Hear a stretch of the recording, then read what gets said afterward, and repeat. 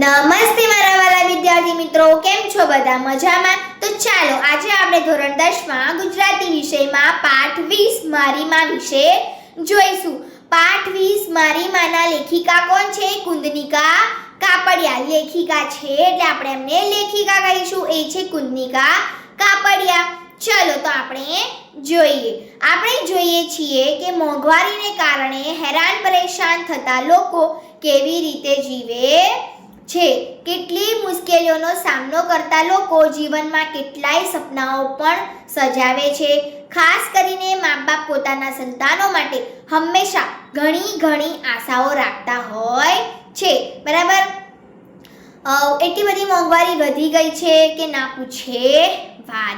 કેટલી મુશ્કેલીનો સામનો કરીએ છીએ આપણે, ઘણા બધા સપના જોઈએ છીએ. બરાબર? ખાસ કરીને મમ્મી પપ્પા આપણી માટે ઘણા સપના જોતા હોય છે, આપણાઓથી ઘણી બધી આશાઓ પણ રાખતા હોય છે. મારી માં વાર્તામાં પણ માતાના સુંદર સપનાને દીકરીએ કઈ રીતે સાકાર કરાવી બતાવ્યું છે તેની વાત છે. હવે આ વાર્તામાં એક માતાનું સપનું એક દીકરીએ કેવી રીતે પૂરું કર્યું છે એ આપણે આ પાઠમાં સમજાવવામાં આવ્યું છે. મુશ્કેલ પરિસ્થિતિમાં સ્વમાનભેર કામ કરીને માએ દીકરીને ભણાવી અને તે ડોક્ટર બની ત્યારે મા દીકરીનું આનંદનું જીવનનું ધ્યેયનું શિખર સિદ્ધ થયું. બરાબર છે? શું કહેવા માંગે છે કે દીકરી ભણી ડોક્ટર બની, માનું સપનું પૂરું કર્યું. બરાબર? અને આનંદ મેળવ્યો, જીવનમાં ધ્યેય મેળવ્યો અને શિખર સિદ્ધ થયું. અહીં સ્વાવલંબન, અથાગ પરિશ્રમ અને તેનું સુંદર પરિણામ વગેરે બાબતોનું સરળતાથી નિરૂપણ થયેલું છે. વાર્તાનું શીર્ષક જ કેવું સુંદર છે, મારી માં. શબ્દમાં નાયિકાનો માતા પ્રત્યેનો સ્નેહભાવ અને નિકટતાનો ભાવ પ્રેમપૂર્ણ રીતે વ્યક્ત થાય છે. તો ચલો આપણે પાઠ પર પહોંચીશું.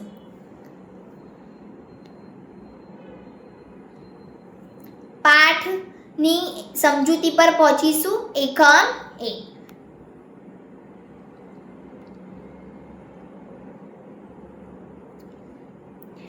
આગળ વધતા પહેલા વાર્તાના પહેલા ભાગને એકવાર ફરીથી વાંચી લો.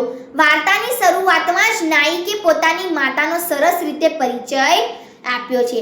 શરદ ઋતુની શીતળ રાતોમાં સફેદ વાદળાઓથી ભરેલું આકાશ જેમ સ્વચ્છ, વિશાળ અને આરપાર જોઈ શકીએ તેવું ચોખ્ખું લાગે છે, તેવી જ નાયિકાની માતા છે. સ્નેહનું ઊંડાણ અને હૃદયની પારદર્શકતા માતાના ઉત્તમ ગુણો છે. નાયિકાની માએ ખૂબ મુશ્કેલી સહન કરીને દીકરીને ઉછેરી છે. બરાબર? નાયિકાના જે માતા છે એમણે એમની દીકરીને બહુ જ મુશ્કેલીથી ઉછેરી છે, મોટી કરી છે. બરાબર? ત્રીજા ફકરામાં નાયિકાની માતાએ બીજા લોકોના કપડાં સીવીને કમાણી કરીને દીકરીને ઉછારી છે. તે બાબતની સાથે સાથે નાયિકાના પિતા મૃત્યુ પામ્યા છે તે વાત આપણે જાણી શકીએ છીએ. નાયિકાના પિતા બચપનમાં જ મરી ગયા છે. નાયિકા જ્યારે નાની હતી ત્યારે જ એમના પિતા મૃત્યુ પામ્યા હતા. એટલે નાયિકાને એમના પિતા વિશે બહુ કંઈ યાદ નથી, છતાં પણ તેના જીવનમાં બાપાજીનું નામ મીઠાશપૂર્ણ રીતે વ્યાપેલું છે. નાયિકા માતા પિતામાં ભગવાનનું સ્વરૂપ જુએ છે, એ તેની અડગ શ્રદ્ધા બતાવે છે. કેટલાક લોકો ભગવાન વિશેની વાતોને માત્ર કલ્પના જ માને છે, પણ નાયિકા તો દ્રઢ વિશ્વાસ છે કે ભગવાન છે જ, કારણ કે તેને પોતાની માતામાં ભગવાનના દર્શન થાય છે. અહીંયા એકમે પૂરો. એકમ 2 ની સમજૂતી જોઈએ. હવે આગળ વધતા પહેલા પાઠનો બીજો ભાગ ફરીથી વાંચી લો. વાર્તાના આ ભાગમાં નાયિકાની માતા સતત કામ કર્યા જ કરતી તેનું સુંદર વર્ણન કર્યું છે. માં બીજા લોકોના કપડાં સીવતી, ગ્રાહકો સાથે વાતો કરતી, ગીત ગાતી ને આનંદથી કામ કરતી. સાથે સાથે ઘર સફાઈ કરતી, રસોઈ કરતી, પાણી ભરતી, કપડાં ધોતી, દાણા દળવા વગેરે કામ પણ આનંદભેર કરતી.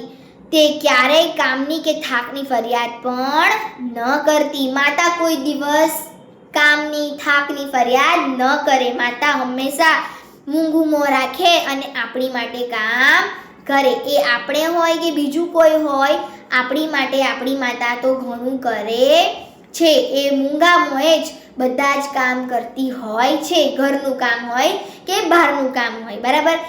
તે ક્યારેક કામની કે થાકની ફરિયાદ પણ નથી કરતી. આ બધી વિગત પરથી આપણે જાણી શકીએ છીએ કે નાયિકાની માં ખૂબ જ મહેનતુ અને ગૌરવપૂર્વક પોતાનું કામ કર્યા કરતી. આમાં નાયિકાની માતા કપડાં સીવે છે અને પોતાની દીકરીને મોટી કરે છે, ભરણ પોષણ પૂરું પાડે છે.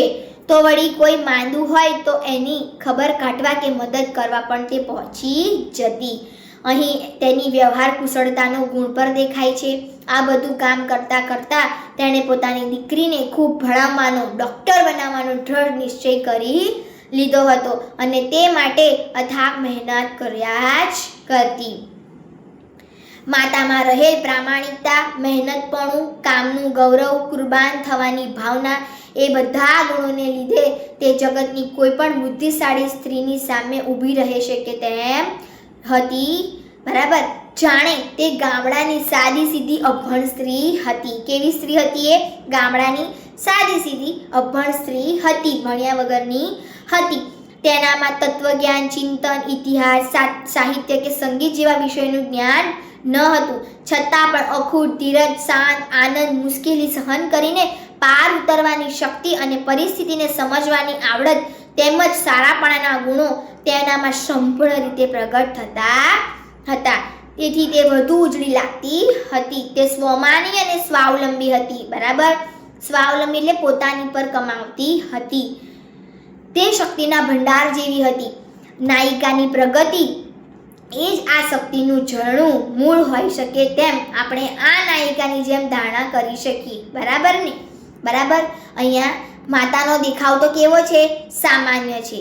થીંગડાવાળા કપડાં, આછા થઈ ગયેલા વાળ, નજીકનું જોવા ચશ્મા પહેરવા પડતા એવી સાદી સીધી અભણ ગામડિયણ સ્ત્રી છે, પણ છતાંય તે સુંદર લાગતી હતી. તેના મોં પર હંમેશા તેજ ફૂટ્યા કરતું, તેથી તે શોભી ઉઠી, બરાબર.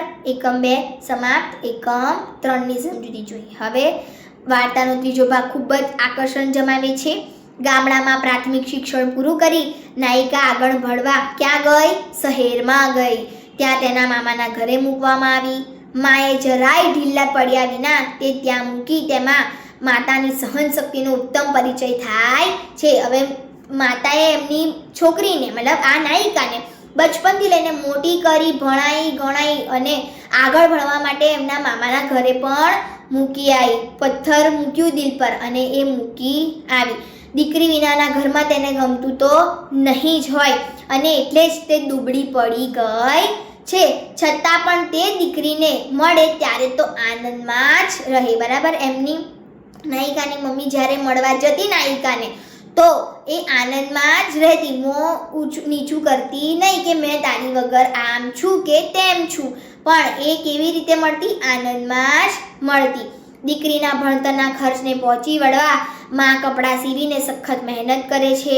ખૂબ જ વધારે ખર્ચને પણ તેણે મહેનત કરી મૂંગા મોઢે કોઈ પણ ફરિયાદ વિના પાર પાડ્યો છે.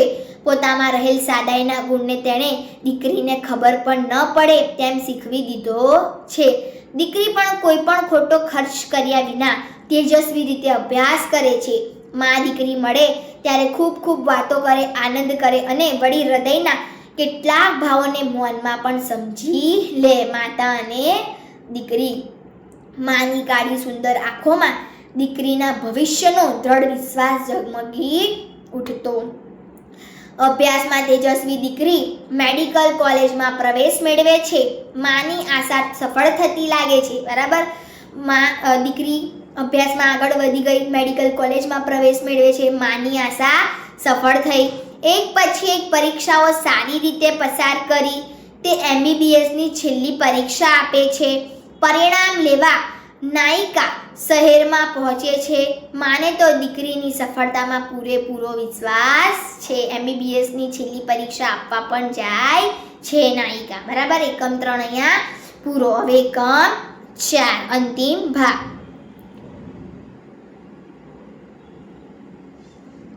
વાર્તાનો અંતિમ ભાગ ખૂબ જ રોચક અને રસપ્રદ બની રહે છે.